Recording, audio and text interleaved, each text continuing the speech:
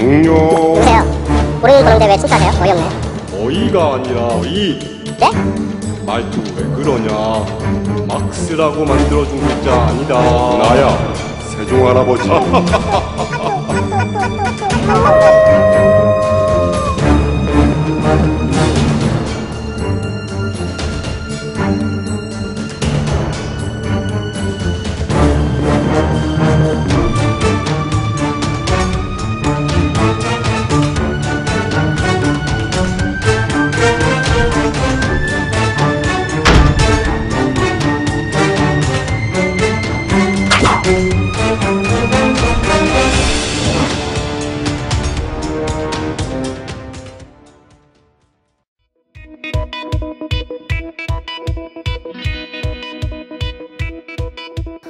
처음에 관심을 가졌던 건 이제 조선 왕조의 아빠랑 아들들 이야기였거든요.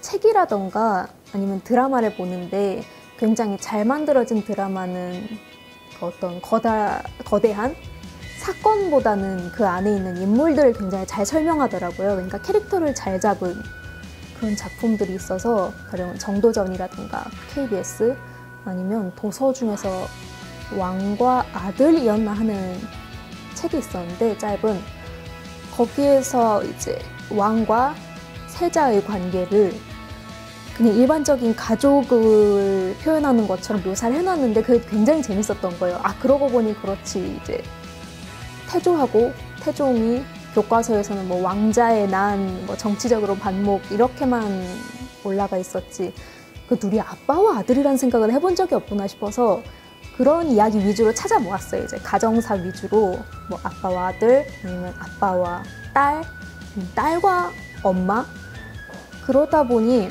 이야기들이 많이 쌓였는데 그걸 좀 재밌게 전달을 하고 싶은데 그걸 순 그림으로 하는 것보다 좀 뭔가 생생한 대화의 형태로 전달할 수 있으면 좋겠다는 생각을 했었어요. 그러다 보니 요즘 우리가 제일 많이 보는 화면 있잖아요. 메시저 화면. 그걸로 하면 재밌겠다고 생각해서 하게 된 거예요. 그래서 조선왕조실록 같은 경우에는 소재랑 형태를 둘 다 이제 갖춘 다음에 그때부터 비로소 시작된 것 같아요. 사실 재밌는 소재만 갖고 시작하는 작품도 많고 재밌는 형태만 갖고 시작하는 포맷만 갖고 시작하는 작품도 많은데 조선 도른조 두 개를 하나씩 쥐고 시작하느라 고민이 많았던 작업이었어요, 사실.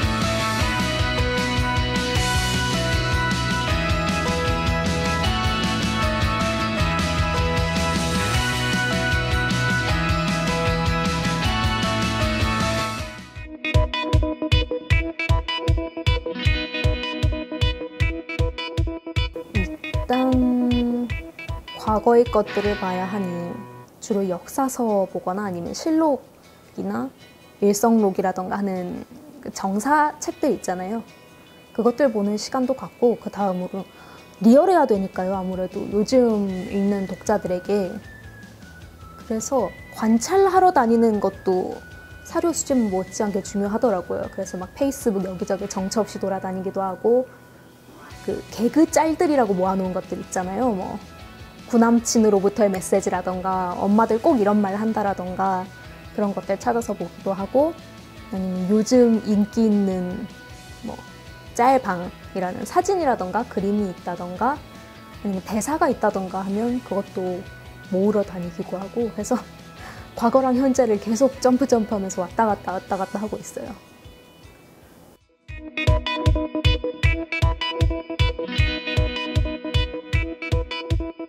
가족 시트콤이라고 생각하거든요. 조선왕조실록 같은 경우에는.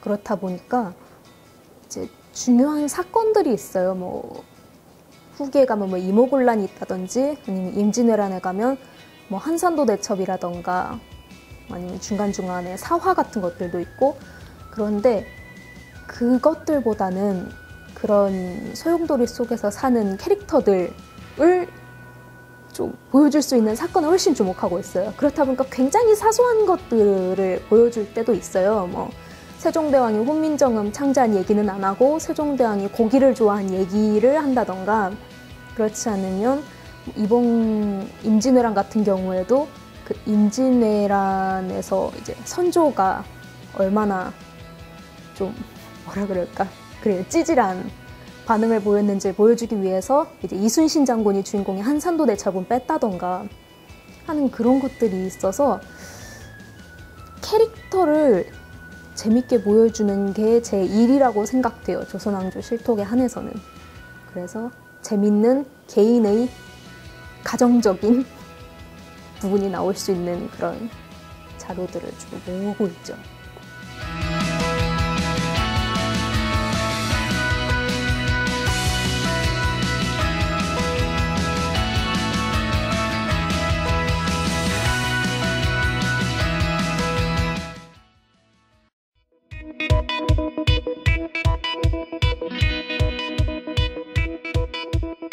다 재밌는 사람들인데 역시 제일 재밌는 건 세종대왕인 것 같긴 해요. 그러니까 인자한 왕이라고 생각을 했는데 그 왜 위인전을 봐도 늘 그렇잖아요.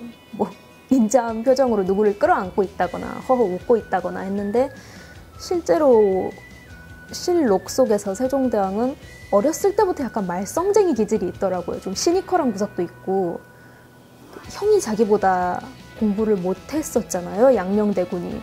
근데 그때부터 형은 놀지 말고 공부나 하라고 쏘아붙이거나 아니면 커서도 이제 신하들한테 특히 모질게 굴었었거든요. 그럼 제일 재밌었던 부분이 이제 신하들이 전부 다 빠진 거예요. 비 오고 추운 날에 귀찮으니까 단체로 병가를 내고, 그랬더니 거기다가 대고 사냥꾼이 사냥감을 놓치는 것을 보았느냐 하면서 씩 웃었다는 기록이 있다거나, 그런 좀 어찌 보면 약간 폭군 같은, 도깨비 상사 같은 그런 면모가 굉장히 재밌었어요. 근데 그게 따지고 보면 백성들 위해서 열심히 일하라는 그런 모습이니까 그런 면이 존경스러운 한편 현실에서 만나기는 참 싫다는 생각도 하고.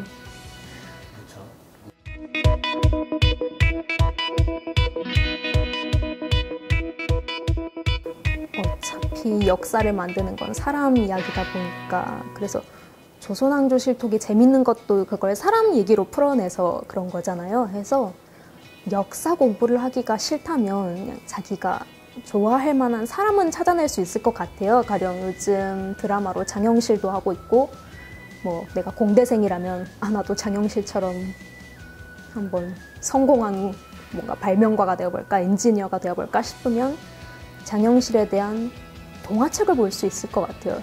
동화책을 보다 보면 당연히 그 상사인 세종대왕에 대해서도 관심이 갈 거고, 세종대왕에 관심 가다 보면 뭐 훈민정음이 궁금할 수 있고, 그러다 보면 이제 역사서를 서너 권 읽은 어느 정도 똑똑이가 될 수도 있고 해서 좋아하는 사람부터 시작하는 게 역시 제일 좋을 것 같아요.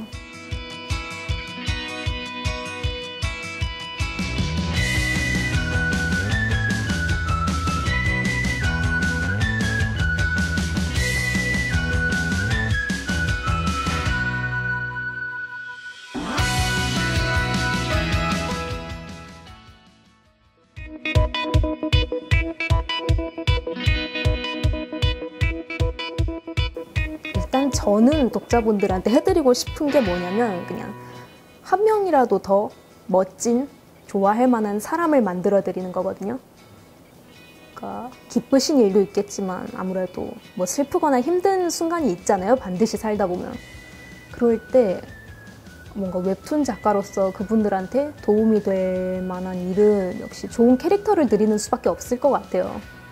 저만 해도 저는 원피스라던가 드래곤볼 같은 걸 좋아하는데 뭔가 힘들거나 그럴 때 걔네는 그 고생하면서도 살아남았는데 나도 좀 힘내야지 하는 식으로 캐릭터가 떠오른다거나 하잖아요. 그래서 저는 그렇게 실존 인물들을, 실제로 살았던 분들을 좀 더 멋있게, 친근하게 해서 계속해서 보여드리고 있으니 독자분들은 힘든 일이 있을 때 그 캐릭터들을 떠올려 주셨으면 좋겠다. 그리고 그렇게 힘이 됐으면 좋겠다 하는 것밖에 바랄 게 없죠.